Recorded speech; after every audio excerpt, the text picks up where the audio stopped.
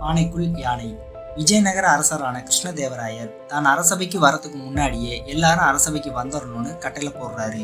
அப்படி சரியான நேரத்துல வர முடியலைன்னா தகவல் சொல்லியாரணும், தகவல் சொல்லலைன்னா கடுமையான நடவடிக்கை எடுக்கப்படும் சொல்றாரு.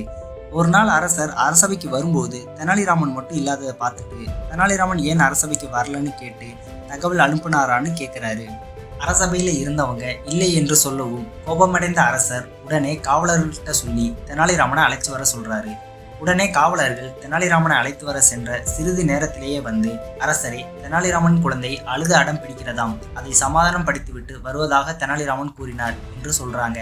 இதை கேட்ட அரசர், அவனுக்கு என்ன திமிரு, கெட்டிக்காரனான தெனாலிராமனால் ஒரு குழந்தையின் அழுகையை கூட சமாதானப்படுத்த முடியலையா? காரணம் நம்புற மாதிரி இல்லையே, தெனாலிராமன் உடனே இங்கு வர வேண்டும், என் கட்டளையை மீறி அவன் வர மறுத்தால் கட்டி இழுத்து வாருங்கள் என்ற அரசர் சொல்லும் போதே தெனாலிராமன் அவசரமாக சபைக்குள் நுழைந்து, என்னை மன்னித்து விடுங்கள் மன்னா, என்னுடைய 3 வயது குழந்தை காலையிலிருந்து அடம் பிடித்து அழுது கொண்டிருந்தது, அவனை சமாதானப்படுத்தும் முயற்சியில் இருந்ததால் என்னால் தகவல் சொல்ல முடியவில்லை, குழந்தையை சமாதானப்படுத்தி அரசவைக்கு வரதுக்கு சற்று கால தாமதமாகிடுச்சுன்னு சொல்றாரு. நீ சொல்ற காரணத்தை என்னால் நம்ப முடியலைன்னு அரசர் சொல்றாரு. உடனே தெனாலிராமன் நடந்ததை சொல்றாரு. காலையில் எழுந்தவுடன் என் குழந்தை எனக்கு ஒரு உயிருள்ள யானை வேண்டும் என கேட்டு அழுதது. நானும் உடனே ஒரு உயிருள்ள யானையை கொண்டு வந்தேன். பிறகு ஒரு பானை வேண்டும் என்று கேட்கவும் நானும் பானையை கொண்டு வந்தேன். பிறகு பானைக்குள் யானை நுழைய வேண்டும் என்று சொல்லி பிடிவாதம் பிடித்தது. அது முடியாத காரியம் என்று சொல்லியும் அதை கேட்காமல் அடம் பிடித்து அழுதது.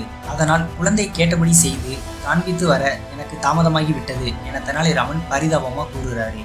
என்னது, பானைக்குள் யானை சென்றதா? அது எப்படி நிரூபி என்று அரசர் சொல்றாரு.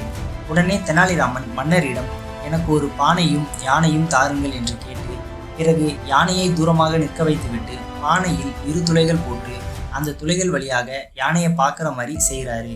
அதை அரசரும் பார்த்துவிட்டு தெனாலிராமன் புத்திசாலித்தனத்தையும் பாராட்டுறாரு.